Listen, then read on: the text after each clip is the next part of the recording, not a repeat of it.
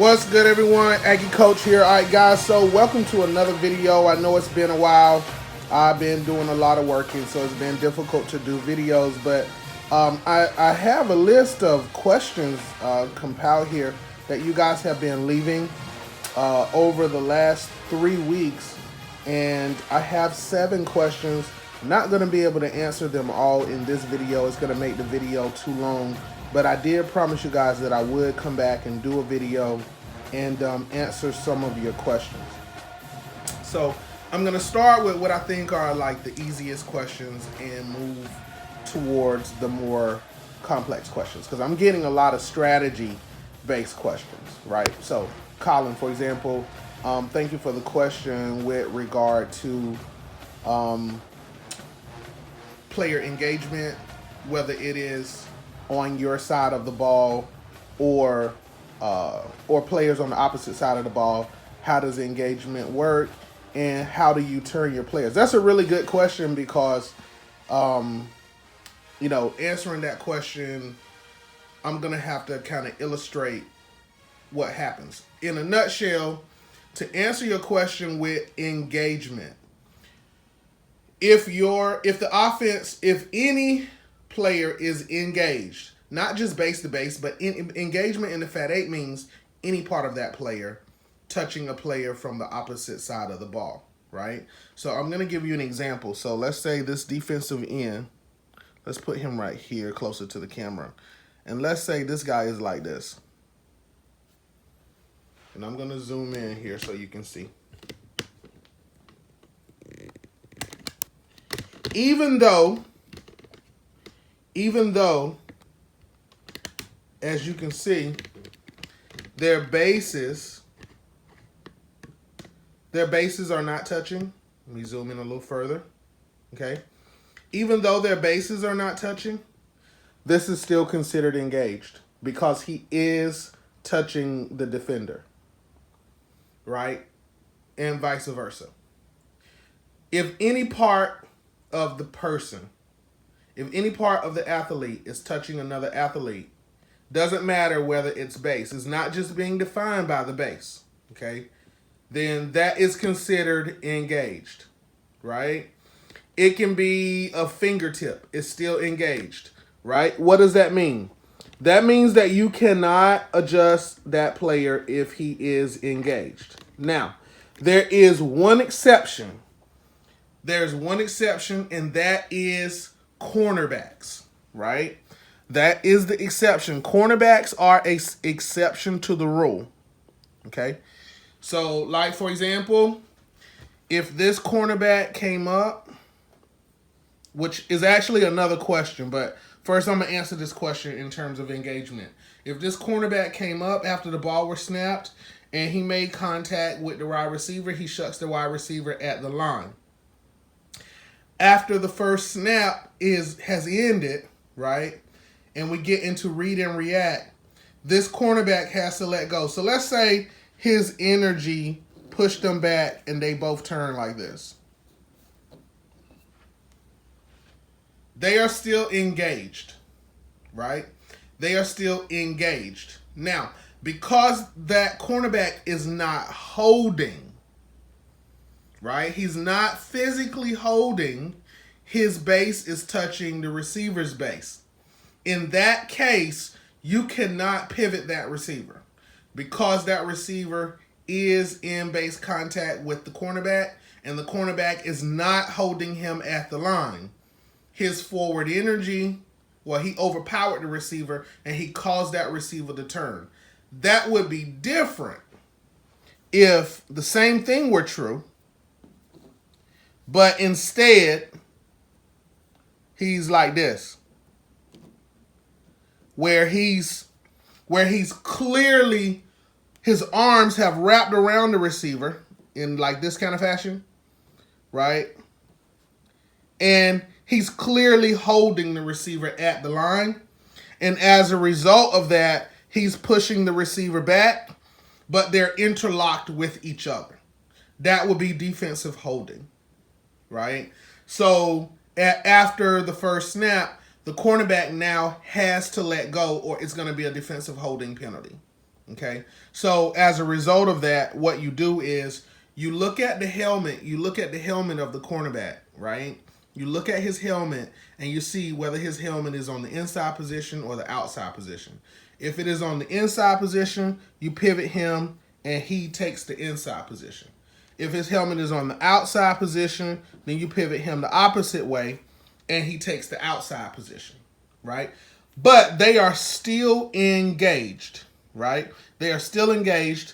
So that receiver, because the rule for cornerbacks and receivers, the rule does allow the receiver to pivot. That receiver, this is to answer your question, can only pivot as far as room will allow. So let's say, for example, you wanted the receiver's route was originally going to be a slant, and the cornerback helmet was on the inside. So the cornerback has the inside position. As you can see, it's not possible for you to pivot this receiver on the slant without that cornerback overtaking the receiver, right?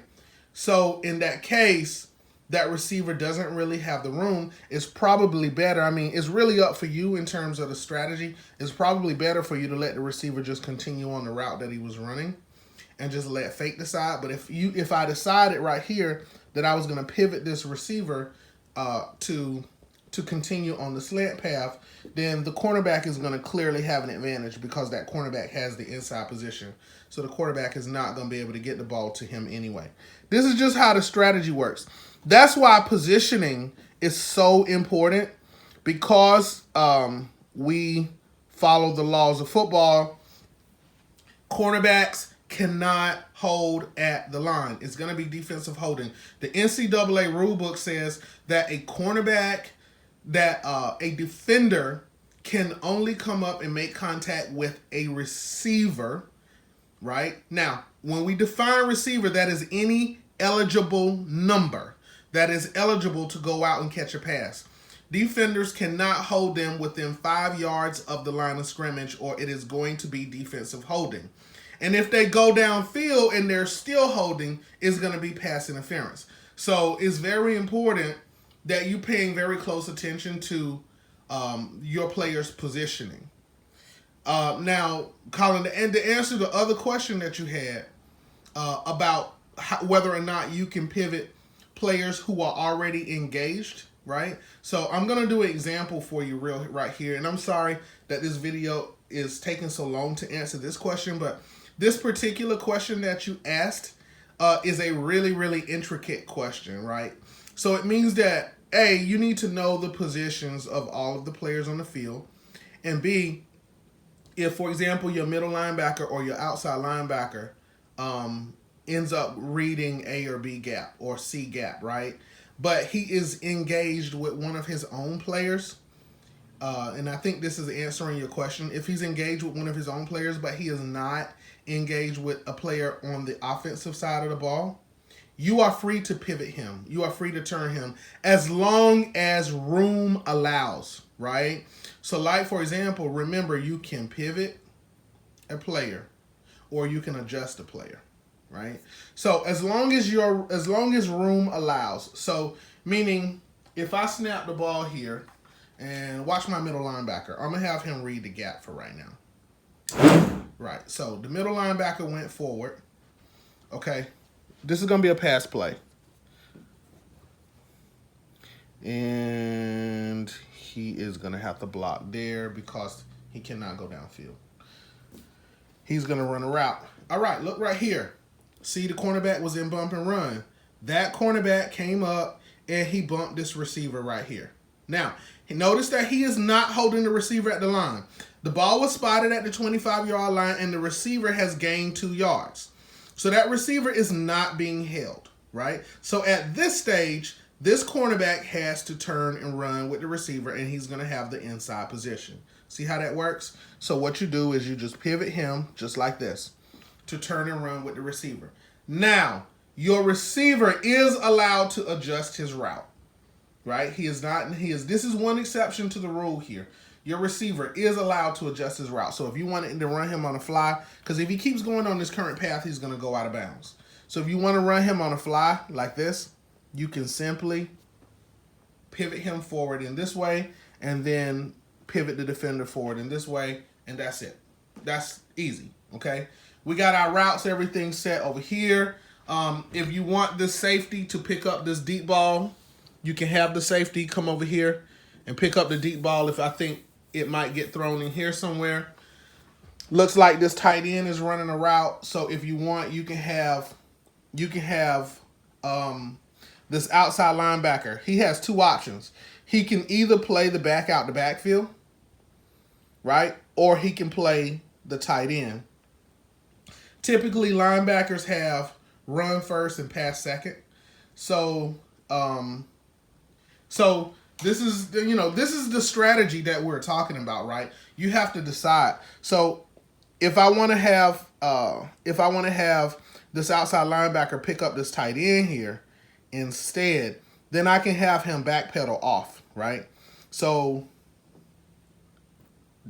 what I do is I put the referee down so that I don't lose his position. And then you can flip his base around, right? You pick him up, flip his base around, put him back down in the same positioning that he was in, put the referee back where he was, okay?